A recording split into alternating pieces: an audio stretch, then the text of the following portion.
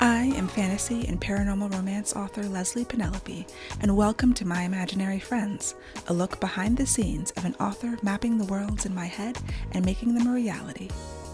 Hello friends, today is Saturday, October 1st, 2022, and this is episode 188 of My Imaginary Friends. I'm Leslie. Today's episode is sponsored by A Ghost in Shining Armor by Therese Beharry. In this spellbinding romantic comedy set in Cape Town, South Africa, a woman with a supernatural talent is haunted by a persistent spirit. Gemma Daniels can see ghosts and helps them settle their unfinished business. But the hotter-than-hot stranger she impulsively kisses on a bet is not only a phantom, he's determined to help her. Levi Walker has a second chance at life if he helps reunite Gemma with her long-lost sister, and then never sees her again. The only way Gemma can explain Levi's presence is to pretend they're a real-life couple, and this unique spin on a fake relationship blends romance, comedy, and real-world issues in a story with a touch of magic. A Ghost in Shining Armor by Therese Beharry is available wherever books are sold and at kensingtonbooks.com. So this week's best thing is that I finished my manuscript. I turned it in. It is out of my hands. So this is the Black Towns book that I've been working on for almost exactly a year. It was October of last year, on my anniversary trip, that I first got the idea for this book. This is the fastest I've ever had a book from first idea to finished draft. Now, it will still go through a revision process, but I don't know that I've ever done a book that was 91,000 words. The first draft is 91,000 words. My first drafts are usually short. So either I did better this time, or this is going to be a long book and it will end up being 150,000 words. That's how it usually goes, the ratios, because I write short and I add in the next draft. But it's done. I turned it in. It was due today, October 1st. I actually turned it in on Thursday. So what happened was I finished the revision, which meant rewriting or writing for the first time a lot of the end, because the ending of my fast drafts are very thin. Those chapters were like 300 words, and they end up being 1,500 to 2,000 when I rewrite them. And so I hadn't touched the end a lot, and I was worried about it. And so I finished writing it, I think on Saturday or Sunday. And then the idea was to print it all out and then read it on paper and make any final changes by hand. Author pro tip: buy pre-hole punched paper. You can buy paper that already has 3 hole punches in it so that you don't have to spend all of your time with the hole puncher doing like 6 pages at a time of a 315 page manuscript. So someone recommended that to me years ago, and it's changed my life. So I printed it out, I put it in a binder, and I started reading through it. What I do is I use little sticky flags on the pages that need changes. So that just helps me when I go back in to only flip directly to the pages that I need to change. And so I don't like doing in red ink. I have like PTSD from high school or something about, a page marked in red. And so usually I use like purple or pink or green or just a happier color than red to make my changes. And I'm doing everything from, just cleaning up awkward language to line edit type stuff, commas, even though I'm sure I'm putting commas in where they don't belong and taking them out when they do belong, and the copy editor will undo all of that work later. But I do what I can. I'm really trying to understand what comma splices are. And then there's also things that need to change. I identified a whole chapter that needed to be rewritten because I had made changes to that character and their personality later in the book. And so this is the first chapter when you actually meet this character, and his personality was way off. He was seemed like a crazy person. He really seemed like maliciously, and he's not supposed to be malicious, but it was just, the tone was completely off. And I didn't know who he was when I was first writing it. And even in the revision process, I hadn't caught it because I hadn't written the very end. So I did that. There were a couple of other things that I found that needed bigger changes. I also was reading through it with a list of things I already knew that I needed to add back in. Again, I'd gotten to the end and made some discoveries, and then had to figure out, okay, where do I seed this information earlier? Where do I mention it earlier so that the end is not the first time you're hearing about this thing? And that was part of this process.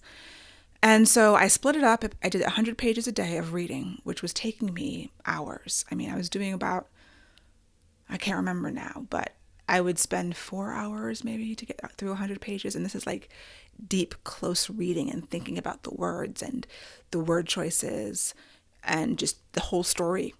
Like having this macro idea of the story and making sure that everything was going together. And then also the micro, the sentences, the clarity of the words. Do I need to reword things? And that's why it was taking so long. And so I got through the read through in 3 days. And then I spent Wednesday and part of Thursday typing in the changes. And then Thursday was formatting. And I was like, well, maybe I'll just, give it a night to settle and send it on Friday. But it was like Thursday at 5:30. And I was like, I'm going to fiddle with this. I'm going to obsess over this if I don't send it now. And so I just typed the email to my editor and hit send. And I was like, I just get it out of my hair. It becomes my editor's problem now. So my thoughts on the draft. Overall, I feel good. I know that I got it as far as I possibly could without the intervention of someone else, without feedback. The end is not a mess, but the end does need improvement. I just don't know what it is. So a lot of times, writers will ask, how do you know when a book is done? Well, A, the deadline. But really, it's done when you can't do anymore. Or when whatever else you did would just be fiddly, it wouldn't be substantive, and you really need someone else's feedback to tell you what this book needs. So I sent it to my editor, and I sent it to my brother, who was my first reader. And I told him, you have 2 months, because I think that's the time we agreed on my editor will take. And yeah, let me know. But I am very grateful to have it out of my hair. So Friday was supposed to be a day of rest. I'm not going to write for probably a week and just recuperate. This book took a lot out of me. But on Friday, what I did do was draw the map. So I have a sketch of the map of the towns. The Black Towns book, it's about a black town in 1935 in the South. And I had to draw a map of the streets and where people lived, how long, so I would know what route people were taking to get places, where the businesses are in this town, just to make it feel more full. And I wanted to do a visual representation of it because I do want to have a map in this book. I want to hire a map maker, illustrator to draw a map. I haven't told my editor yet this, but even if they don't want to pay for that, I'm fine paying for this myself because it's something that I really want. But I didn't think my little sketch was going to hack it. And I've been looking for some kind of map making software. I did draw the original map in Ersinger Chronicles myself in Photoshop. So the one that's in the hardcover version and the self-published versions are my artwork, as it were. But I was never really satisfied with that. So then I hired a real illustrator to do the maps that are in the paperbacks, the trade paperback versions. And I just love her work. I wanted to be able to give an illustrator something more to work with. And I looked at map making software like Incarnate, which I played around with very briefly on the free trial, and I didn't quite understand it at all. I had previously on the podcast talked about Whimsical and Miro, which are sort of whiteboard software that you can use for mind mapping, for like virtual Kanban boards, or I use them for sticky notes and plotting, like online sticky notes. And I found another piece of software that is very similar to that, but with more features, called Edrawmax, that actually has map symbols in it. It has the little houses, it's got all kinds of stuff that I didn't see in Whimsical or Miro, or at least I didn't really look that hard because I like trying new software. So yeah, Edrawmax, I built the map in that software. It's both online and something that you can download, and it is primarily paid. There is a free trial, so it's kind of expensive, but I wanted to see what it was like. And yeah, it's not a great map, but it's good enough that I can give it to someone else and then they can draw a pretty version of it.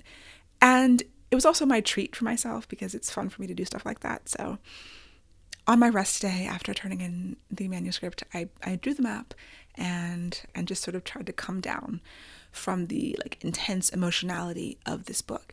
It's a very emotional book. There are scenes that made me cry in my read through, which means those scenes I think are doing their job. Like if I cry, I think I'm doing what I'm supposed to be doing.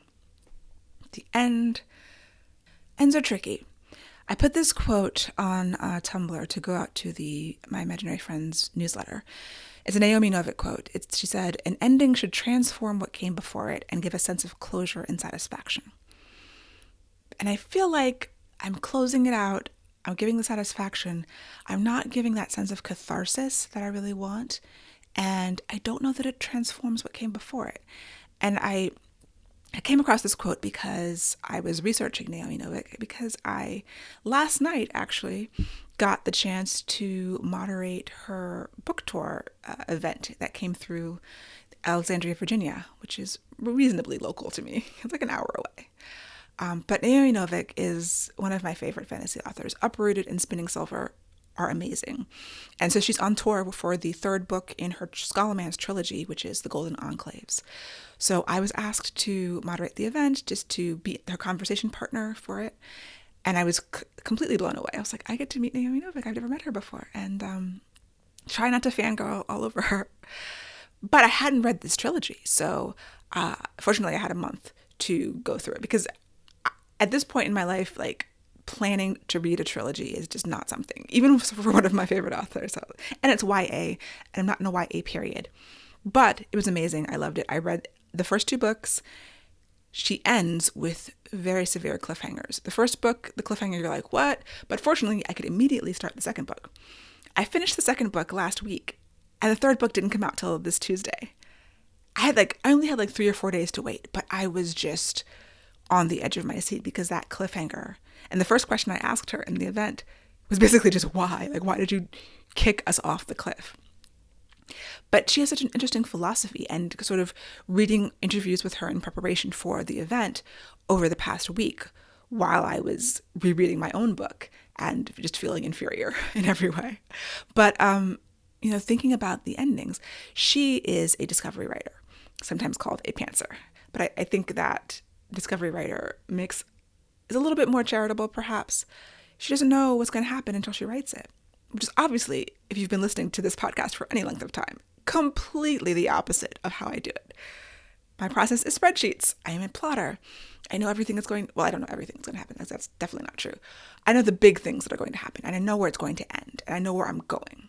And the fact that a discovery writer can do such a tightly plotted, cyclical, satisfying trilogy of books, 3 books, that's one story, that closes the doors, it opens, and feels like everything was purposeful, is just really amazing. And part of the reason why is that in this specific trilogy, she is putting the characters through so much. I mean, I was tense all the time. And so, you can't really compare. I mean, everybody's book is different. And, I don't write like her. I will never will. I can't try to. And I don't. I could appreciate what she's doing for the craft and the storytelling and the way that the book made me feel when I finished it, which was euphoric when I got to the end of this trilogy, because I'd been through so much. And then reading how her endings just kind of come to her, and she lands them, and then she writes towards them. It's very similar. I do think, even though I'm a inveterate plotter, I also discovery write between the points that I've plotted, because that's the exciting part. That's the really interesting part. You don't know exactly how you're going to get from point A to point B. And the discovery is the fun of writing, and then making it all make sense and making it all work. All that to say that I know I haven't gotten the end right. But like I said before, my brain has breached its limits. Other people will have to tell me not what to do, because I don't think even an editor can tell you how to fix the problem, but they can identify the problem. And readers can identify the problem. I wasn't sure. And in their articulation of that, it will give me the idea, or it will spark what I will need to fix the problem. And I'm really looking forward to that, because I think this could be a really great book. I love 75% of it. And I like the other 25% a lot. And when I get the 25% to where I love it, I'll be gold. I talked about TikTok and the class that I was doing and being on TikTok last week. This week I just posted a little bit. The idea is to post every day while you're growing and to build your following. And, I couldn't do that every day. I didn't want to be on TikTok every day. And also, being on TikTok so much, holding the phone sort of flared up some of my nerve issues, my ulnar nerve. My hand started going numb again. So I realized I haven't been taking care of myself the way I'm supposed to. I've been holding the phone in front of my face and flaring up some stuff that I had under control. So yeah, back to being really careful. So I hooked up a Bluetooth keyboard to my old phone, my TikTok phone, because I have a special phone just for TikTok. And I tried hooking up a mouse. Well, actually, it's this Bluetooth keyboard that comes with a trackpad that I was going to send back, but I'm glad I didn't because it's actually useful for this. The problem is it folds up and it splits the keyboard in a weird way that makes it difficult to type in. So because it folds up, it's just inconvenient, but it does have a trackpad on the side so that I can use as a mouse. And I just have to be really careful about not holding the phone when I'm looking at it, when I'm kind of trying to train the algorithm by actually watching TikToks. I do have a tripod so that I don't hold it when I'm recording. The other thing that is sort of downed my enthusiasm a little bit, other than my hand going numb, was the content that TikTok likes from me is not necessarily the content I want to make. So I have, a couple of my just off the cuff early videos kind of blew up and had like 10,000 views. And there were things I really wanted to talk about. One is just randomly about black hair and fantasy, and the other one is about the default. And the idea of the white default in fiction is, like I put in the post, it's one of my soapbox things. Like, so many people read a character, and unless they are described as otherwise, they are assumed to be white. And, in different ways, some successful, some not, probably, I've been trying to combat the idea that the default of any character is white.